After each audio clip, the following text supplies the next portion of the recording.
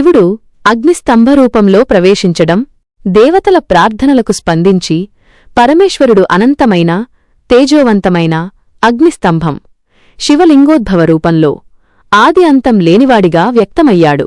ఈ అగ్నిలింగం బ్రహ్మ విష్ణువులు ప్రయోగించిన ఆయుధాల శక్తిని గ్రహించి లోకాలను రక్షించింది. శివుడు ఈ అగ్నిస్తంభం యొక్క ఆది, మూలం మరియు అంతం శిఖరం కనుగొనమని వారిని సవాలు చేశాడు. ఈ సవాలు వారి అహంకారాన్ని పరీక్షించింది మరియు కర్మబంధాలకు అతీతమైన సూత్రాన్ని అన్వేషించడానికి వారిని ప్రేరేపించింది. శివుడు అగ్నిస్తంభంగా నిలబడటమనేది సంసార బంధాలకు అతీతమైన జ్ఞానస్వరూప సూత్రమే మోక్షానికి మార్గం అని సూచిస్తుంది. అన్వేషణ, మోసం మరియు పంచముఖ ఆవిర్భావం.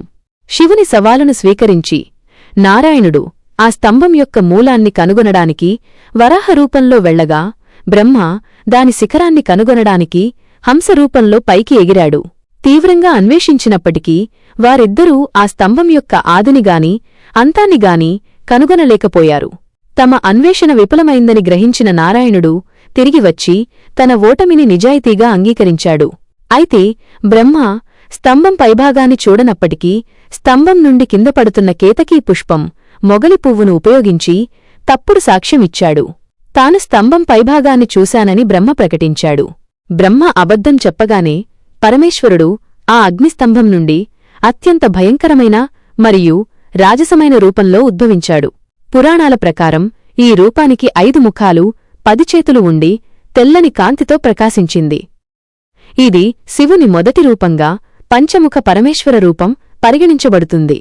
కాలభైరవుడి సృష్టి మరియు శిక్షా ప్రక్రియ. ధర్మాన్ని ఉల్లంఘించి అబద్ధం చెప్పినందుకు పంచముఖ పరమేశ్వరుడు బ్రహ్మపై కోపించాడు. తన ఆజ్ఞా కేంద్రం నుండి జ్ఞానశక్తి మరియు కోపం కలయిక ఆయన కాలభైరవుడి రూపాన్ని సృష్టించాడు.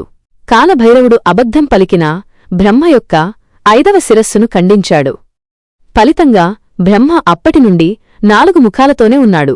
ఈ శిక్ష యొక్క పర్యవసానంగా బ్రహ్మ భూమిపై పూజలు అందుకునే హక్కును కోల్పోయాడు మరియు తప్పుడు సాక్ష్యమిచ్చిన కేతకీ పుష్పం శివపూజలో ఉపయోగించకుండా శాశ్వతంగా నిషేధించబడింది. అనంతరం శివుడు బ్రహ్మ, విష్ణువులకు శాంతిని ప్రసాదించి జ్ఞానాన్ని ఉపదేశించాడు. తన 5 ముఖాల నుండి ఆయన ఒక్కొక్క అక్షరాన్ని బోధించి 5 అక్షరాల పంచాక్షరీ మంత్రాన్ని ఓం నమఃశివాయ రూపొందించాడు.